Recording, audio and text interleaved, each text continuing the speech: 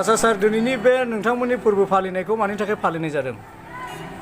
दिनैनि दिनखौहाय जोंनि खृष्टान केलेन्डाराव खिजुर परब होननानै मिथियो बर' रावावहाय इंराजियाव पाम सानडे होननानै बुङो। जेब्ला प्रभु जिशु ख्रिस्ट'आ बे बुहुमाव फैदोंमोन बियो जेरुसालेमाव थांदोंमोन आरो बे समावहाय जोबोद गाजा गोमजायै बेखौहाय जेरुसालेमावहाय बै समनि इजराइलारिफ्रा नाजावदोंमोन।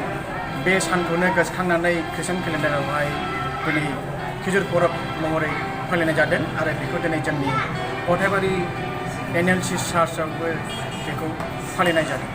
बोसोरफ्रोमबो फालिनाय जायो नामा? औ बेखौ बोसोरफ्रोमबो फालिनाय जायो मानोना गुड फ्राइडेनि सिगांनि रबिबारखौनो बेखौ पाम सानडे होननानै मिथिनाय जायो आरो बे दिनावनो बे नोंथाङा बिसेसकरि बे पाम सानडेआव मा आर'जनि आयदाफोर लानानै नोंथांमोना आर'ज गाबो? जोङो बे पाम सानडेआव बेबादिनो जोंनि फोथायनायखौ एसे गोख्रों खालामनो थाखाय बयबो जोंनि गिर्जानि न'खरफोरनि थाखाय आर'ज खालामनाय लानाय जायो आरो बुहुमाव सान्थि जायो, रायजोआव सान्थि फैयो बेबादिनि थाखाय आर'जआव गोसोखांनाय जायो आरो बेबादिनो नैबे दिनैनिफ्राय लानानै गुड फ्राइडेसिम एबा इस्टार सानडेसिमा मोनसे हलि उइक, बेनिखायनो बे सानखौ आरोबाव मोजाङै गोथारथियै लाखिनो हानाय बादि जोङो फालिनाय जायो।